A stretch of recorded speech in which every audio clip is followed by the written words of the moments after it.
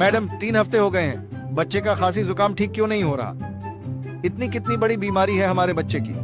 जनाब, बीमारी तो बड़ी ही है, लेकिन आपके बच्चे की नहीं, उस हवा की जिसमें हम सांस ले रहे हैं। जानते हैं, अपने शहर का आज का AQI 400 के पार है और ऐसी प्रदूषित हवा हम सबके लिए और खासकर बच्चों और वृद्ध लोगों के लिए बहुत खतरनाक है।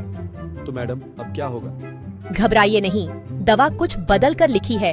इसके अलावा कुछ कदम लेने होंगे, जिनके बारे में मैंने विस्तार से इस वीडियो में बताया है। उनका पालन करिए।